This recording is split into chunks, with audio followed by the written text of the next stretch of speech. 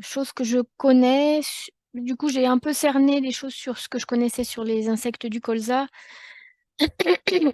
et je laisserai les autres, donner leur point de vue. C'était parce que c'est tellement vaste comme question que c'était compliqué de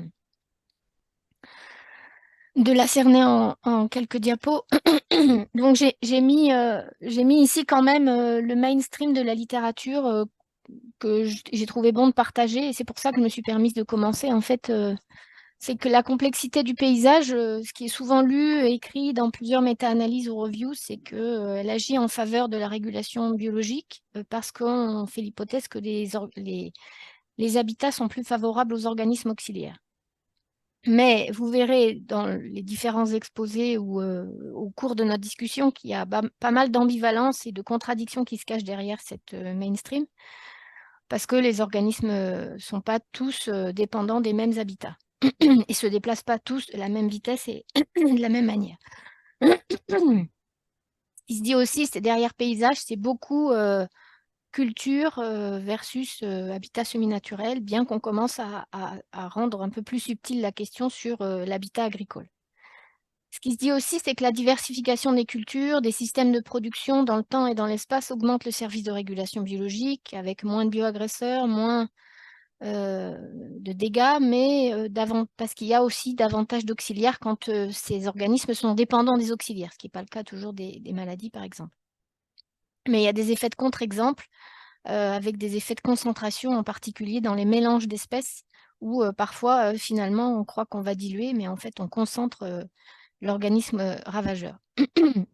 Donc, c'est souvent un postulat, un postulat écologique, mais il faut se méfier des subtilités et le diable se cache dans les détails, comme je le dis souvent.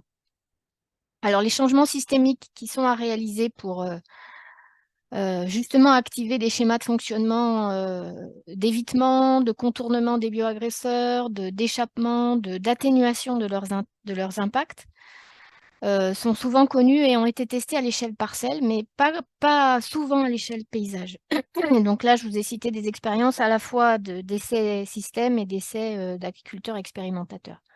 Mais à l'échelle paysage, finalement, on a assez peu de recul sur ces sujets. Maïté, est-ce que je ne vais pas trop vite? Ça va? Tu vas un peu vite, mais je vais me débrouiller. Je t'enverrai mon diapo. Alors, sous un sous-ensemble de bioagresseurs du colza, ce qu'on connaît, c'est les cycles biologiques des insectes ravageurs, qui dépendent souvent des habitats semi-naturels et des surfaces de colza, l'année N ou l'année N-1. On a pas mal de choses sur le cas des méligètes, les grosses et petites altises, les pucerons verts. C'était pas le cas il y a quelques années, ça, ça, ça progresse. On a quelques éléments sur les distances de dispersion de ces organismes ravageurs et très peu sur les organismes auxiliaires. J'y reviendrai après. Donc ça, c'est les acquis. Donc j'ai fait exprès de distinguer ça et le reste. On a des connaissances sur le type d'habitat qui impacte les méligètes et les altises pour ce qui est de hors parcelles, hors zone cultivée. Forêt, bosquets, et pas beaucoup d'influence des prairies et des bandes fleuries sur altises et méligètes. Directe en tout cas. Influence indirecte probablement au travers des auxiliaires, mais pas complètement démontrée. Mais d'influence, enfin, en tout cas, c'est pas des habitats où les organismes vont euh, passer l'hiver. Ils peuvent en avoir besoin pour se nourrir pendant une très courte période. Euh, c'est le cas par exemple des méligètes sur les prairies. Le travail du sol qui lui impacte de manière antagoniste en fait deux organismes ravageurs.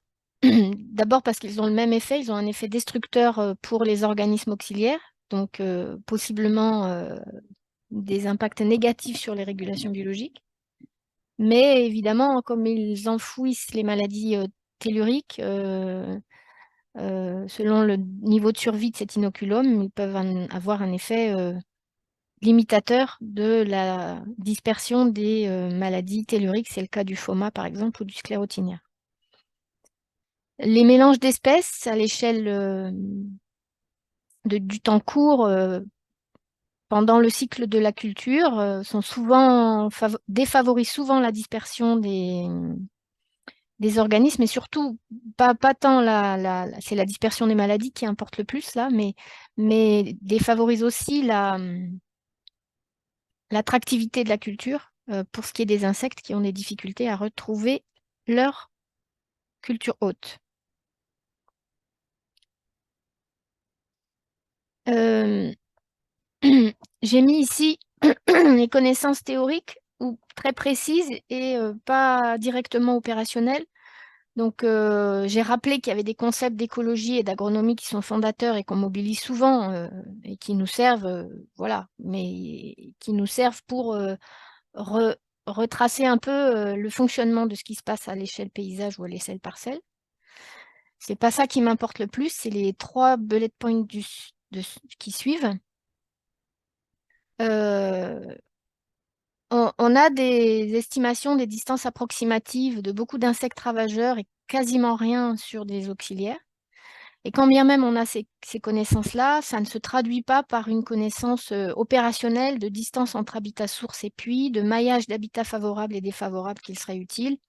Donc quand on peut imaginer une carte de distribution de bandes fleuries, d'assolement de colza, de haies, c'est pas si simple que ça. Donc on improvise un peu à ce moment-là avec le peu de connaissances qu'on a sur ces distances, qui, même si elles étaient connues, rendent l'exercice quand même compliqué parce que on a envie que certains bougent et pas d'autres. Euh, on connaît les relations trophiques de dépendance entre organismes, entre un ravageur et un parasitoïde qui sont très étroits, qui font des cycles longs en fait. Mais on a des difficultés d'estimation des dynamiques d'attaque à long terme. Je pense souvent aux mélizètes et aux parasitoïdes. Je ne sais pas si Corentin en parlera, mais euh, on voit bien que les uns dépendant des autres et régulant les autres, les parasitoïdes en particulier, on peut avoir des années avec Méligette et des années sans, mais on a encore beaucoup de mal à estimer. On a une petite idée, mais c'est pas certain. On a du mal à estimer si ce sera une année propice ou pas, compte tenu de ce qui s'est passé les années N-1, N-2, N-3. Et enfin, on a pas mal de publications d'écologues sur les relations trophiques complexes entre organismes auxiliaires au sein d'un champ cultivé. Mais on voit, on commence à savoir par des techniques moléculaires ou autres, même d'occurrence, qui mange quoi, qui dépend de qui. Mais en fait, c'est très très difficile d'utiliser cette connaissance pour favoriser la régulation biologique. Et enfin, dernière diapo, j'espère que j'ai pas été trop longue. J'ai mis ici les trous de connaissances partielles ou totales. Partielles, c'est sur l'influence des pratiques dans le paysage. En fait, pendant de longues années, on a vu beaucoup de distinctions bioconventionnelles, agriculture de conservation, avec peu d'éléments sur les détails des pratiques ou alors de manière très hachée, travail du sol, phyto. Mais les choses commencent à changer et ça progresse. C'est compliqué d'avoir une vision systémique au-delà du système de production lui-même. Donc le paysage n'est aujourd'hui dans la littérature n'est plus seulement cultivé, non cultivé. Donc la distinction s'est affinée, mais voilà, c'est pas encore complètement établi. Pas beaucoup de travaux sur les pertes à la récolte liées à un cortège de bioagresseurs. Pour l'instant, les estimations sont globales et en lien avec ça, pas beaucoup d'évaluation du service de régulation biologique, avec des proxys très, très indirects d'occupation du sol. J'ai mis encore peu de travaux et de savoir-faire sur l'usage du biocontrôle dans les systèmes de culture, comment ça s'insère dans les systèmes de culture, même si on voit apparaître quelques solutions de biocontrôle. On ne sait pas bien conduire des systèmes sans pesticides dans un contexte incertain climatique et biotique, c'est-à-dire des nouveaux organismes ou des organismes ravageurs qui eux-mêmes sont dans des systèmes d'aléas climatiques qui sont des fois là, des fois pas là du tout, parce qu'on manque d'indicateurs d'intensité des régulations biologiques, parce qu'on manque d'indicateurs d'estimation de la présence de ces auxiliaires et parce qu'on manque d'estimation des risques et des pertes l'année N et l'année N+1. Et enfin, par rapport à ce que je disais tout à l'heure, on a une idée, on sait que la taille des parcelles importe, mais on n'a pas d'idée sur le maillage minimal de haies pour optimiser les déplacements et fidéliser les organismes auxiliaires responsables de régulation biologique. Voilà ce que je voulais dire. Ça va probablement se recouper avec d'autres. Donc là, l'exercice, vous avez bien compris, chaque expert vient avec sa connaissance. On le retranscrit dans le Miro. Et dans un deuxième temps, il y aura un échange sur ce qui a été dit. J'arrête le partage. Et je t'envoie la présentation, Maïté, et après, je vais prendre la main pour noter. Est-ce que là, il y a une phase où on revoit les post-it? Je ne me rappelle plus. Non, Non, surtout vu le timing, je pense. d'accord. On peut se dire que là, sauf s'il y a des questions brûlantes de compréhension que vous avez vraiment envie de poser, on garde les échanges pour la deuxième partie, quand on aura sous les yeux les post-it qui décrivent les connaissances évoquées. Et du coup, s'il y a personne, est-ce qu'il y a, je sais pas, Antoine, Aude, quelqu'un qui veut prendre la suite de Muriel? Bah, je veux bien. Je sais pas. Top. Alors bon, Muriel a déjà dit pas mal de choses, donc j'avais quelques diapos, mais c'était plutôt des illustrations. J'ai peut-être pioché un peu au hasard dedans. Euh, Comment je fais pour j'ai dupliquer? pas l'habitude de faire des partages d'écran. Est-ce que tu as la main? Je suis pas sûre. Non, non, non, je l'ai pas. Attends, parce que j'ai mis la main à d'autres, mais je me rappelle jamais. Ok, vas-y, c'est bon normalement.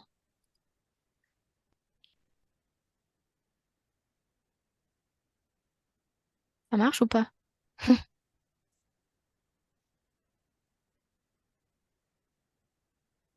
Ça marche? Est-ce que vous voyez Oui, l'écran partagé?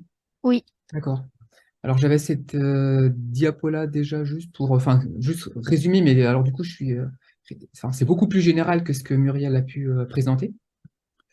Mais c'était plus pour dire que en matière de diversification, que ce soit à l'échelle du système de culture ou de pratique dans la parcelle, diversité des espèces cultivées dans l'espace ou dans le temps, ou dans les abords de parcelles, bandes fleuries, bandes enherbées et haies, j'ai l'impression que dans les deux cas, il y a beaucoup de travaux qui vont montrer quels sont les effets sur la biodiversité dans la parcelle.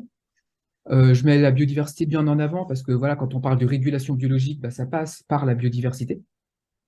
Et que donc, selon les pratiques qu'on va voir dans la parcelle, je dis bien à l'échelle de la parcelle, hein, voilà, on sait, voilà, en termes de travail du sol ou de phyto, de diversité d'espèces, il y a plein de travaux qui vont montrer les effets que ça a sur la biodiversité. De la même manière, bah, selon ce qu'on a en bordure de parcelle, que ce soit une haie ou une bande fleurie, selon la composition en plante, selon la gestion, on peut assez bien prédire bah, comment ça va favoriser les auxiliaires. Donc les relations à l'échelle de la parcelle, diversité qu'on va apporter au mode de gestion et biodiversité, c'est assez bien. J'ai l'impression qu'il n'y a pas beaucoup de travaux là-dessus. En revanche, ce qu'on sait beaucoup moins bien, c'est la contribution de cette biodiversité à la régulation et surtout quelle est la part de la régulation qui passe par la biodiversité par rapport aux effets directs des pratiques. Et donc, un peu comme le disait Olivier, bah, est-ce que quand on se passe d'insecticides dans le changement des pratiques, qu'est-ce que ça apporte par rapport à, enfin voilà, comment ça va jouer sur les ravageurs par rapport au fait de favoriser les auxiliaires, dans quelle mesure ça va favoriser la régulation.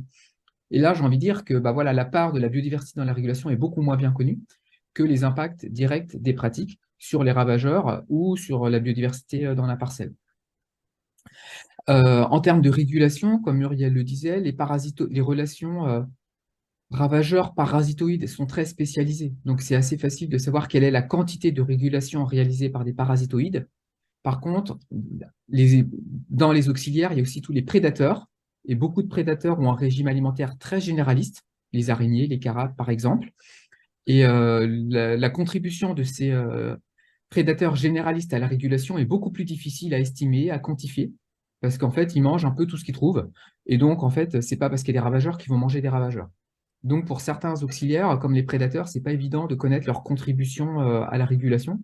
Et en fait, souvent, on observe que plus il y a de ravageurs, plus il y a de prédateurs. Mais c'est pas parce qu'il y a beaucoup de prédateurs qu'il y aura moins de ravageurs dans un second temps.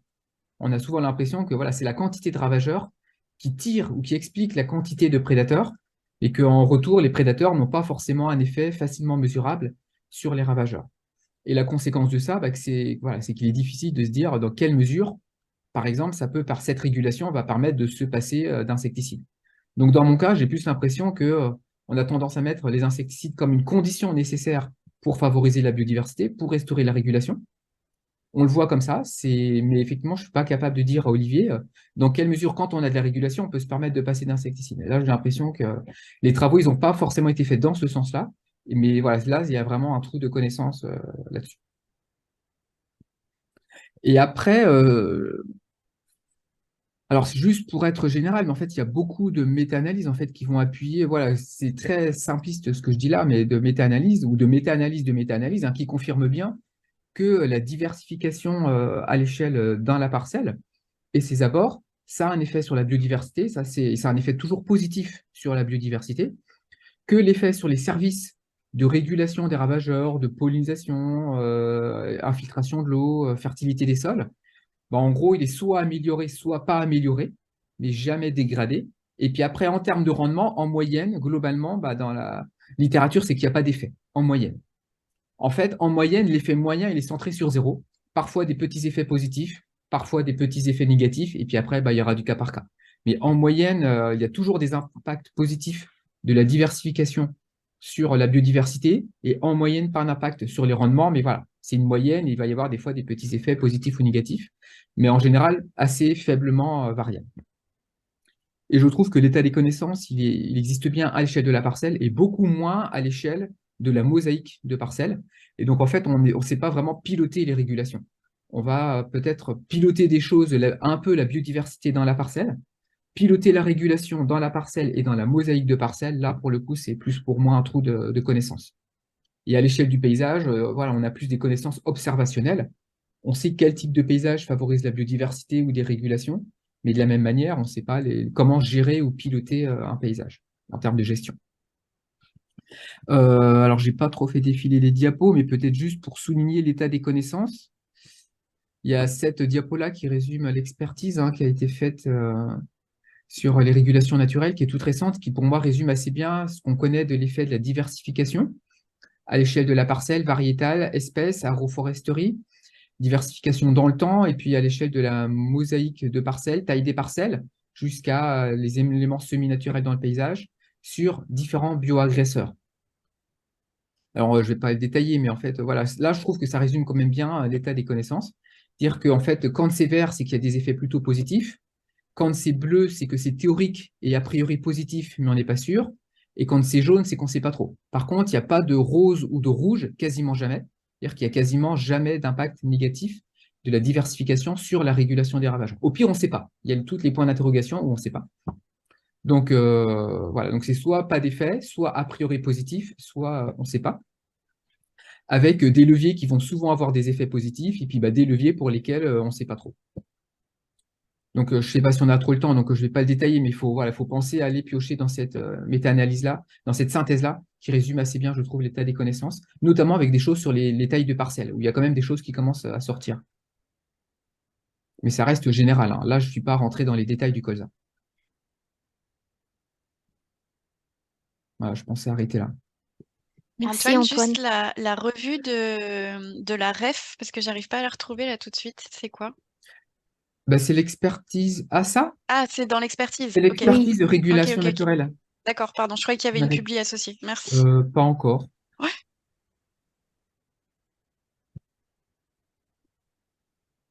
Merci Antoine. Qui veut Est-ce prendre le relais?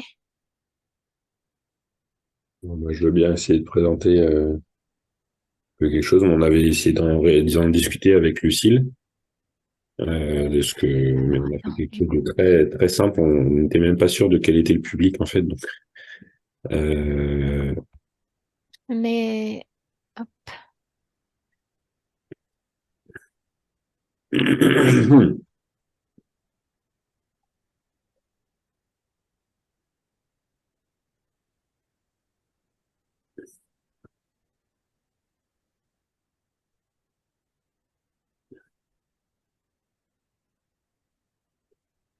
Ça marche?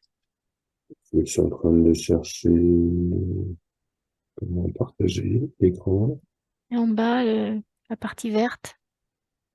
Oui.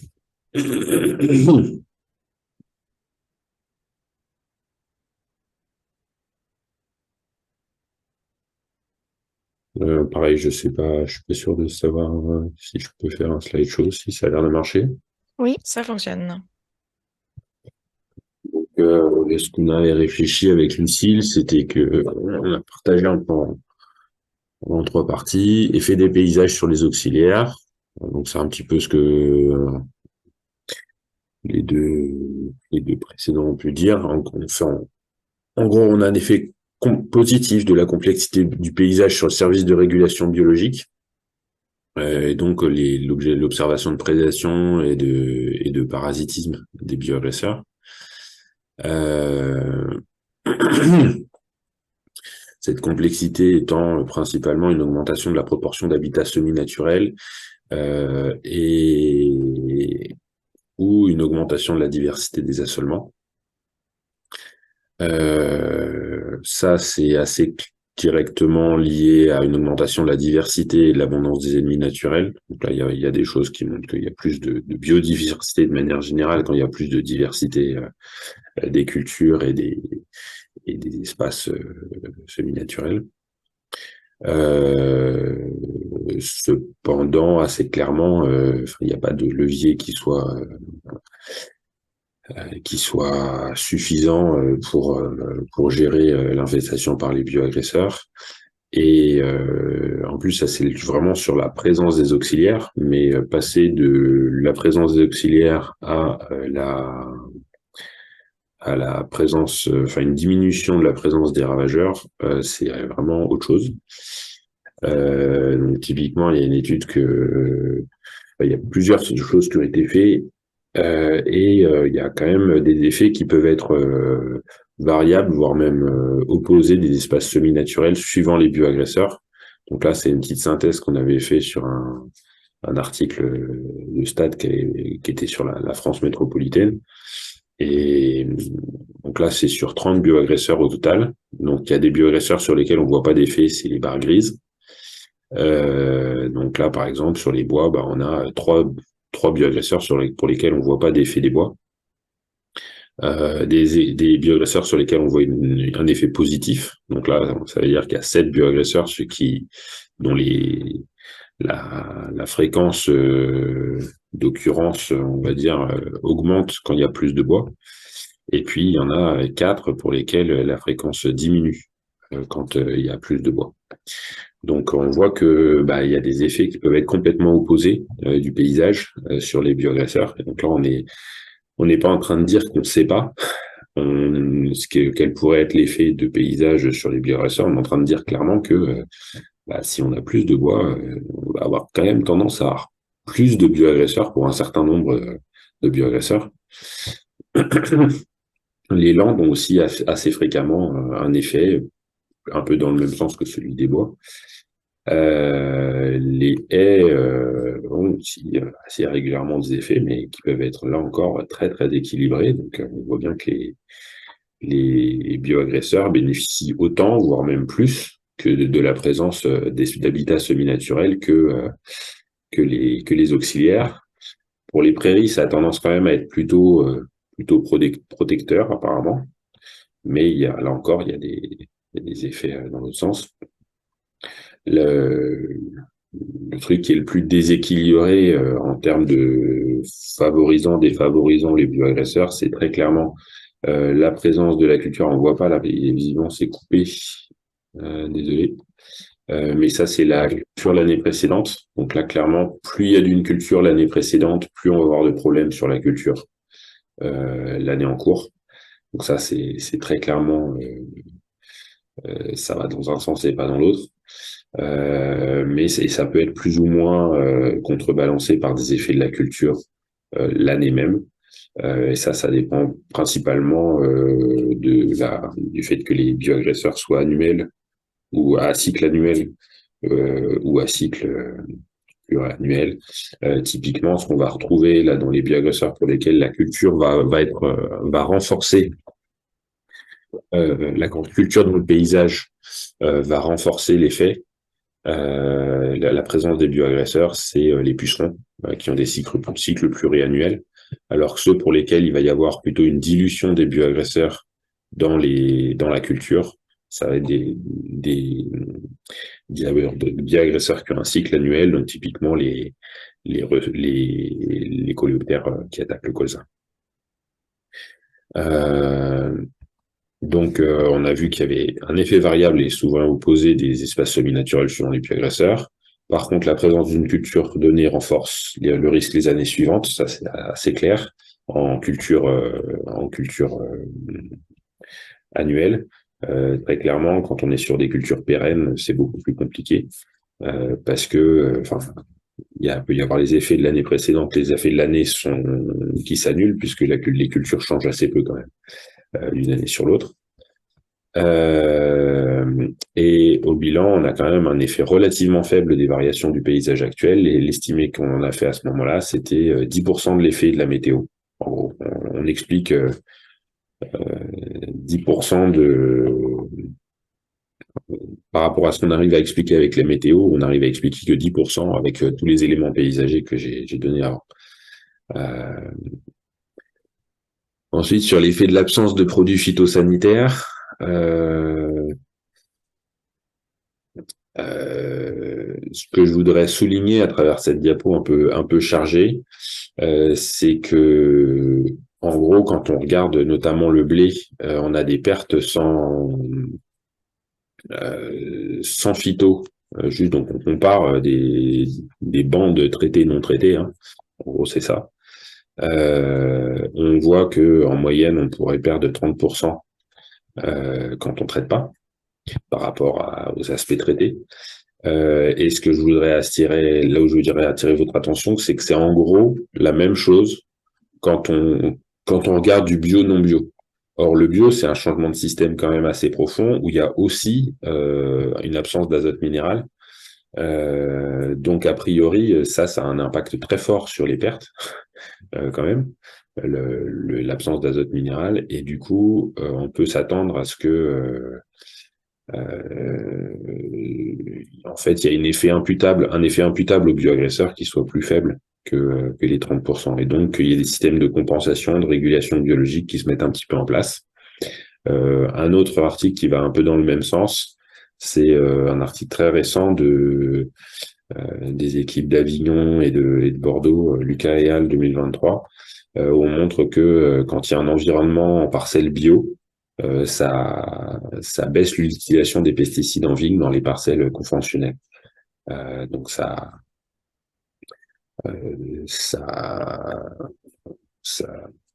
confirme qu'il peut y avoir des effets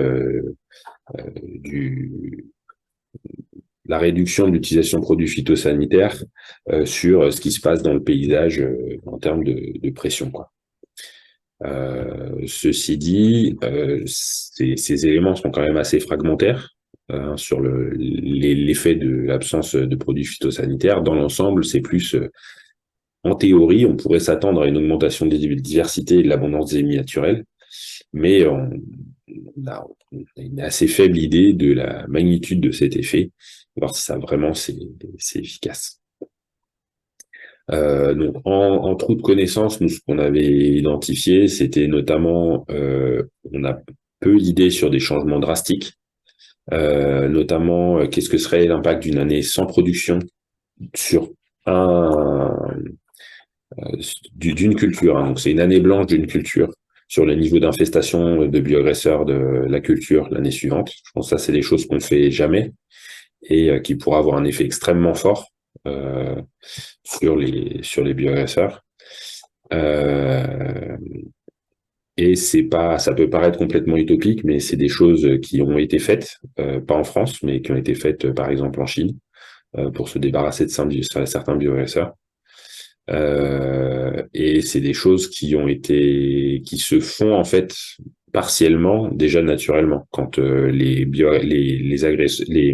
agriculteurs se sont retrouvés face à un mur pour le colza. La gestion des bioagresseurs du colza, on a perdu 30% de la sol en colza. Et puis, je pense que ça va finir par remonter. Mais c'est un peu cette idée de, quand il y a trop de problèmes, on réduit l'utilisation des cultures, et je pense que ça réduit aussi la présence des bioagresseurs. L'autre aspect, c'est pas de changer le paysage en termes de culture, mais le paysage en termes de pratiques d'utilisation de produits phytosanitaires. Clairement, là, on n'a pas trop d'expérimentation de ce qui se passe quand on retire largement les pesticides pour voir ce qui se passe. On pourrait éventuellement aller regarder ce qu'il y a dans des pays qui sont moins intensifs. Plus généralement, le déploiement de pratiques à l'échelle du paysage, je pense que Muriel l'a déjà dit, c'est pas trop connu. On a aussi peu de connaissances sur l'emboîtement des leviers. Dans quelle mesure, quand on accumule les leviers, on arrive à améliorer les choses ou pas. Il y a, alors, j'ai pas mis là, mais il y a quelque chose que qui était sur le plan betterave, où en fait on se rendait compte que ça marchait pas forcément très bien. On pouvait avoir des effets où non seulement c'était pas additif, mais c'était quand on additionnait deux leviers, en fait on n'en voyait qu'un seul qui marchait. Donc c'est pas du tout évident que ça marche bien d'ajouter les leviers les uns aux autres. Et puis après, il faut réussir à quantifier les systèmes de régulation en regardant jusqu'à la baisse d'abondance de bioagresseurs. On a vraiment un gros problème sur toutes ces études où il y en a énormément de choses sur le service de régulation, mais très peu qui vont jusqu'à est-ce qu'on a vraiment moins de bioagresseurs, ou est-ce que finalement ça n'a pas d'impact, ce service de régulation, sur la population. Comme l'a mentionné rapidement Muriel tout à l'heure, il y a très clairement des cycles pluriannuels sur les ravageurs et sur les bioagresseurs de manière générale, qui sont assez mal connus, et notamment sur les cycles ravageurs parasitoïdes, où il y a des choses théoriques, beaucoup de choses théoriques qui ont été faites et dites, mais peu de choses en pratique observées. Et je pense que là, c'est très clairement directement lié au fait qu'on a peu de programmes qui peuvent se permettre d'étudier des choses sur une dizaine d'années, par exemple, ou sur une vingtaine d'années, pour comprendre ces grands cycles et comment les paysages et les pratiques peuvent influer sur ces cycles. Voilà ce qu'on avait évoqué avec Lucille. Lucille, si tu veux compléter des choses ou reprendre des choses que j'ai pu dire. Non, c'est bon. Bon. Merci beaucoup. Est-ce que quelqu'un veut prendre la suite? Alice? Moi, je veux bien parler des super. pollinisateurs. Eh ben, super. Avec diapo ou sans diapo? Avec diapo. Eh ben, je vais essayer de Corentin, si tu veux partager, bien sinon je vais arrêter donner le à Myriel. partage. Non, c'est pas ça. Tu dois avoir un bouton arrêter. Voilà, super.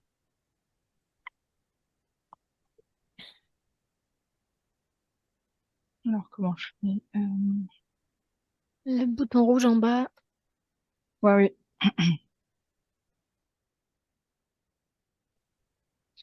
Super. Là, vous voyez?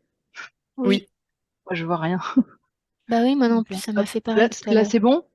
Là, on voit l'écran Et Bah, la sous diapo présentateur. suivante, tu sais. Ok. C'est pas idéal. Si Comment tu je vas peux dans paramètres basculer? d'affichage, tu vois, ou Alice, ouais, là, normalement, tu peux basculer. Si tu cliques sur le truc paramètres d'affichage, juste encore à droite. Là? What? Je vois plus ta souris bouger, mais en plein milieu de ce double écran, là, enfin, en plein milieu, en haut de ce double écran, tu as un truc qui s'appelle paramètres d'affichage. Et quand ça te il propose d'inverser, je crois, le mode présentateur. Ouais, mais et je j'ai sais pas quoi. ça. Ah.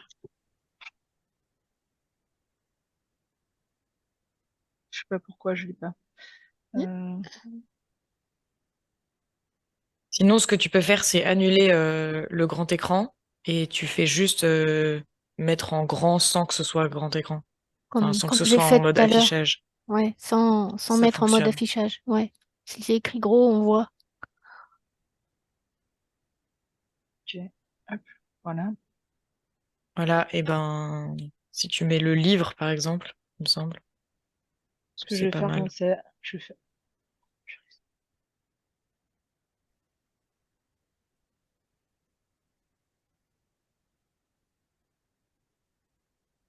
J'arrive plus à rien faire.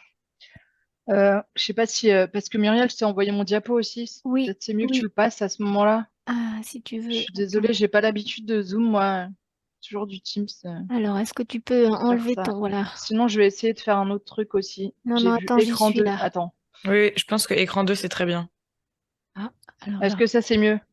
Non, Non, c'est c'est la même raté. chose. Ah, purée. Bon. Alors, par contre, il faut que je Non, mais si tu l'ouvre. partages ton écran, si tu annules, mais que tu mets en grand, vraiment, on voit, hein. Muriel, elle a fait ça tout Oui, à l'heure. C'est juste que oui. comme Muriel, elle prend des notes en même temps, c'est peut-être beaucoup. Ok. Si tu masques la barre de tâches par la toute petite flèche Oui, puis que tu à droite, mets, tu passes de 59 à, je sais pas, 80 en bas, là. Et si je vire le mode présentateur, non? Ça change rien. Non, mais Si, c'est une bonne idée. Tu peux essayer là de repasser en diffusion pour voir ce que ça fait. Ça marche pas là. J'y suis, mais bon. Ça vous fait L- quoi là? Là, en bas à droite, là où tu as les petits livrets, tu as un zoom là, tu vois? Tu as Ouais. 59. Bah, Monte, je vais monte un peu. grossir, ouais. Ouais, Ok, ça marche. voilà. tu peux Ouais. baisser la zone de notes. Ouais. Voilà. Ça m'énerve. Ok, c'est bon. Donc, donc moi, ce que j'ai fait, c'est que j'ai essayé de répondre à la question que c'est ton influence du paysage sur les pollinisateurs et quels bénéfices du zéro phyto pouvons-nous espérer sur les pollinisateurs. Euh, du coup, hop, donc concernant, je sais pas si vous voyez bien, ça va Oui, à peu près. Ok. Donc concernant l'influence du paysage sur les pollinisateurs, donc en termes de connaissances acquises, donc on a en fait des bonnes. Donc j'ai pas mis les refs, hein, mais je pourrais les mettre par la suite. Je les ai pas mises. Donc on a des. Généralement sur les pollinisateurs, en fait, on a des bonnes connaissances sur les abeilles, les bourdons et un peu sur les cirfes et beaucoup moins sur les autres pollinisateurs. Donc il y a pas mal de manque de connaissances sur notamment les autres diptères qui semblent jouer quand même un rôle dans la pollinisation et qui sont souvent sous-estimés dans les études parce que sont considérés comme des moins bons pollinisateurs. Mais dans certains milieux, comme les prairies, par exemple, on voit qu'ils font beaucoup de visites, donc ils participent à la pollinisation. Euh, donc, dans ce qu'on sait, donc on sait que les pollinisateurs sauvages sont importants pour la pollinisation des cultures. Ça a été montré dans de nombreuses études. On sait que il y a un effet des cultures, des cultures de masse-crop, donc de type colza, qui vont être fleurir donc sur un temps assez court, mais qui vont attirer beaucoup de pollinisateurs. Alors, par exemple, le colza attire certains cortèges de pollinisateurs, mais pas d'autres, qui vont se rabattre sur d'autres types de ressources dans le paysage. On sait très bien dans la littérature qu'il y a un effet positif de l'augmentation des habitats semi-naturels. Donc, comme ça a été dit aussi, ces études-là se font aussi sur le service de régulation. Ce qui a été montré, en fait, c'est que plus on augmente la proportion d'habitats semi-naturels dans le paysage, plus on a une augmentation de l'abondance et de la diversité des pollinisateurs. Ça a été montré en particulier surtout sur les abeilles sauvages, avec un effet seuil, c'est-à-dire que on a plus cet effet à partir de 30%, au-delà de 30% d'habitat semi-naturel, un petit peu. Et aussi, ce qui a été montré, c'est un effet de la distance aux habitats semi-naturels. Donc, plus les habitats semi-naturels sont proches des cultures, plus il y a un effet positif sur. Et je dirais juste qu'il y a des nuances entre les taxons et selon les habitats, de ce constat un peu général. Ce qui est important aussi, c'est que donc il y a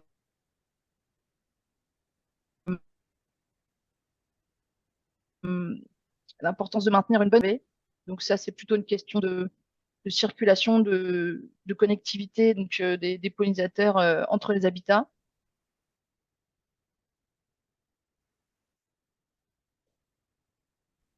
Ensuite, on sait qu'il y a besoin d'air aussi.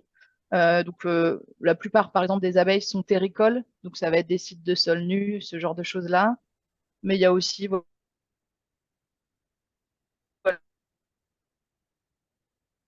des plantes hautes pour les papillons, enfin voilà, importantes à conserver. Dans ce qu'on sait encore, on sait qu'il faut maintenir des ressources florales, donc en termes de quantité de pollen et de nectar.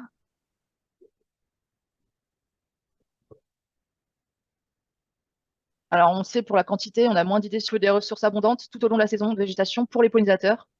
Et c'est là où parfois il y a des problèmes parce qu'il y a des périodes de disette. Euh,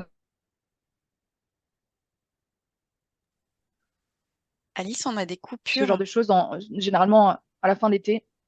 Ok, Est-ce que ça je crois que t'ennuie? j'ai vraiment Enfin, de la en fait, chance, là. ça coupe régulièrement et on t'a en accéléré ensuite, mais peut-être que c'est un effet réseau Oui, juste en vous coupant ta m'entendez pas. caméra. Alors, s'il y a des coupures, Ouais, peut-être qu'il faut juste couper ta caméra pour récupérer un peu de réseau. Mm.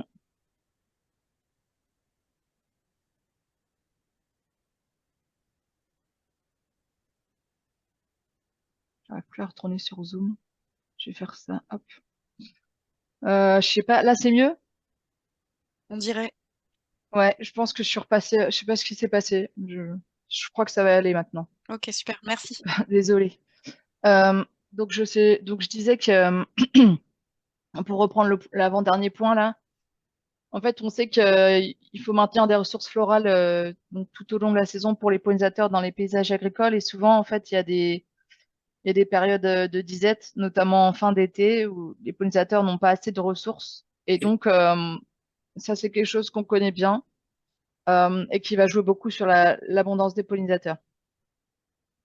Par exemple, au printemps, on sait que la ressource arboricole est importante pour les pollinisateurs et que en fin de saison, c'est plutôt, enfin, en été, c'est pas mal les prairies qui peuvent jouer un rôle relais sur ces ressources florales dans le paysage agricole. Euh, Dernière chose sur ce qu'on sait sur l'influence du paysage sur les pollinisateurs. Donc, on sait qu'une augmentation de la diversité florale augmente la diversité des pollinisateurs. Notamment, ça a été montré dans les jachères fleuries ou les bandes fleuries, où quand on augmente leur diversité en espèces, on a un effet sur les pollinisateurs. Sur les fronts de sciences, donc ce qui est en cours d'acquisition sur l'influence du paysage sur les pollinisateurs. Donc je dirais que il y a pas mal d'études qui sont faites sur l'influence des l'effet des aménagements type bande fleurie sur la pollinisation des cultures, avec des questionnements sur le fait que est-ce que si je résume, hein, si on a des bandes fleuries proches des cultures et qu'on attire des pollinisateurs, est-ce qu'ils sont capables de déborder, donc de faire du spillover sur les cultures adjacentes et donc d'augmenter potentiellement le rendement des cultures. Donc ça, il y a une revue récente d'Albrecht qui montre qu'il y a des effets contrastés. Donc c'est pas forcément parce qu'on va attirer des pollinisateurs sur les bandes fleuries que ça va être propice au rendement des cultures, enfin favorable. Euh, donc c'est des fronts de chance parce que c'est vraiment à l'étude actuellement. Aussi, l'effet de la diversité des ressources florales sur la santé des pollinisateurs. Est-ce que si on diversifie à l'échelle du paysage les ressources florales, on peut un peu contrecarrer, on va dire, les effets des pesticides sur les pollinisateurs en concentrant moins ces effets? Donc ça, c'est clairement en étude. Euh, on a des études qui commencent à voir le jour aussi sur l'effet des forêts sur l'abondance et la diversité des pollinisateurs, mais c'est pas ce qu'on connaît le mieux, parce que c'est pas forcément simple à étudier. Euh, et enfin, quelque chose aussi qui voit un peu le jour, c'est des questions sur est-ce que si on modifie le paysage, s'il y a des changements rapides de composition du paysage, de fragmentation des habitats, est-ce que les pollinisateurs sont capables de s'adapter, de s'acclimater rapidement, de changer de type de ressources florales, de changer de spécialisation pour ces ressources florales? Donc ça, c'est vraiment des travaux assez récents qui demandent à être déployés un peu plus. En ce qui concerne les trop de connaissances, où là vraiment on n'a pas trop d'infos. Donc, on ne sait pas trop l'effet de la taille des parcelles agricoles sur la diversité et l'abondance des pollinisateurs. On n'a pas de modèle de la dynamique des pollinisateurs en paysage agricole concernant les diptères, et notamment en intégrant la dynamique des ressources florales.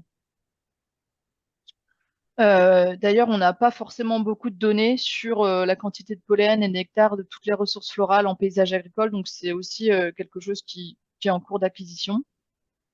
On a des difficultés à spatialiser des indicateurs de pollinisation valides à l'échelle du territoire. Donc là, bon, paysage, territoire. Euh, donc ça, c'est une grande question. On est capable de faire des expérimentations à petite échelle, mais à grande échelle, c'est assez compliqué. Et c'est l'objet de la thèse de Thibaut Gandara dans le projet Bicréative. On n'a pas d'analyse de l'effet des pratiques agricoles et de leur dynamique à l'échelle paysagère sur les pollinisateurs. Donc ça, c'est des choses, voilà, déjà estimer les pratiques à l'échelle paysagère et leur dynamique, c'est pas évident. Et donc, on n'a pas de connaissances sur l'effet de ces changements sur les pollinisateurs. Et enfin, il n'y a pas d'indicateur de la pollinisation des habitats qui est basé sur la diversité fonctionnelle de la flore. Donc, je m'explique. Souvent, quand on dit, par exemple, tel ou tel habitat semi-naturel est favorable aux pollinisateurs, on va se baser sur la composition taxonomique de la flore. On a telle espèce mellifère, nectarifère, etc. Mais en fait, on se rend de plus en plus compte que ce qui compte, c'est plutôt la quantité de pollen, la quantité de nectar, et que il faudrait reconstruire un indicateur sur ces éléments-là pour être un peu plus précis sur la qualité des habitats pour les pollinisateurs. Je continue, j'ai un peu moins de choses dans les autres diapos, hein. J'en ai plus beaucoup. Donc, j'ai fait un focus pratique sur les pollinisateurs puisque c'est demandé. Euh, donc, rapidement, sur les connaissances acquises, sur l'influence des pratiques sur les pollinisateurs. On sait qu'il y a une influence négative des pesticides sur les pollinisateurs avec des effets létaux, de la mortalité et aussi des effets sublétaux. Donc, la mortalité en fait à retardement ou des effets sur le cerveau des insectes, etc. Alors, ce qu'il y a, c'est qu'on les a beaucoup observés, ces effets, dans des analyses de laboratoire. Mais en fait, ce qui manque, c'est d'avoir vraiment cette étude à des échelles plus larges, in situ, à des échelles paysagères. On sait qu'il y a une influence négative de l'intensification des pratiques agricoles dans leur ensemble sur la diversité et l'abondance des pollinisateurs, et également une influence négative du travail du sol sur les pollinisateurs terricoles. Un exemple sur les prairies, l'effet donc des pratiques sur les prairies, en prairie. Donc, on sait que la diversité et l'abondance des pollinisateurs va diminuer quand on a une augmentation du nombre de fauches, une augmentation de la fertilité minérale et une augmentation de l'intensité du pâturage. Donc, tout ça, ça paraît assez logique en soi. En fait, on va diminuer notamment les ressources florales, la diversité en fait floristique, et du coup, ça va avoir un impact négatif sur les pollinisateurs. Concernant les fronts de science sur ces influences des pratiques sur les pollinisateurs, je dirais que donc il y a un besoin d'avoir plus d'informations, mais c'est en cours sur l'effet des pesticides sur les pollinisateurs in situ, comme j'ai dit. Donc vraiment à des échelles, enfin in situ, quoi, soit à la parcelle ou au paysage, on a encore besoin de tester vraiment ça, de bien comprendre les mécanismes. Euh, Également sur les effets de l'intensification des pratiques, sur la spécialisation des pollinisateurs. Donc ça, c'est un peu plus en détail, mais il y a des pollinisateurs généralistes qui visitent différentes fleurs et des plus spécialistes. Et on ne sait pas exactement, on est en train d'étudier l'effet de, si on intensifie par exemple les pratiques, est-ce que ça peut changer ces niveaux de spécialisation, etc. On a encore des connaissances à acquérir là-dessus. Et alors les trous de connaissances, et je pense qu'on les avait identifiés pour Bicréative, hein, c'est déjà essayer de distinguer l'effet, donc j'ai mis seul, mais effectivement isoler en fait l'effet pesticide sur les pollinisateurs dans les systèmes de production parce que souvent c'est un peu compliqué parce que c'est un ensemble de pratiques et on n'arrive pas à dégager juste cet effet pesticide. Euh, les effets sublétaux des pesticides sur les autres pollinisateurs parce qu'effectivement bah, on a beaucoup étudié les abeilles comme j'ai dit et par contre sur les diptères ou les papillons etc. on n'a pas trop d'idées. Enfin si on a une idée mais c'est pas trop étudié. Après, l'effet des pratiques sur la pollinisation et la régulation des ravageurs par conservation en suivi parallèle. Donc, l'idée, ce serait de regarder conjointement le service de pollinisation, le service de régulation des ravageurs et de regarder sa réponse aux pratiques. Donc, c'est un petit peu ce qu'on va faire aussi dans le cadre de la thèse de Thibault avec Antoine. Et enfin, les réponses des différents taxons de pollinisateurs au changement de pratique à l'échelle des territoires. Donc, ça, c'est, disons, toujours la question d'être un peu plus macro dans nos approches et d'avoir une idée de ce qui se passe à l'échelle des territoires, ce qui est vraiment pas évident. Dernière diapo, toute dernière ici, sur la question des bénéfices du zéro phyto sur les pollinisateurs. Qu'est-ce qu'on peut espérer? Alors, j'ai mis des petites photos de toute cette diversité de pollinisateurs, puisque ça me semble vraiment important d'étudier tous ces taxons. Donc, ce qu'on peut penser, c'est que le zéro phyto pourrait augmenter la diversité et l'abondance des pollinisateurs sauvages. Bon, ça, je pense que c'est quelque chose qui fait assez consensus. Diminuer la mortalité des pollinisateurs. Améliorer, voire maintenir le rendement des cultures qui dépendent des insectes, donc des cultures entomophiles. Et il y a déjà donc des travaux, par exemple, de Catarino et al. Sur colza qui ont montré des choses intéressantes là-dessus. Et enfin, un maintien de la flore entomophile des habitats semi-naturels, puisque cette flore entomophile va dépendre des pollinisateurs, et donc plus ils sont nombreux et diversifiés, plus on va pouvoir les maintenir une diversité florale, oui, végétale sur ces habitats. Voilà, bon, j'espère que c'était mieux pour la connexion à la fin.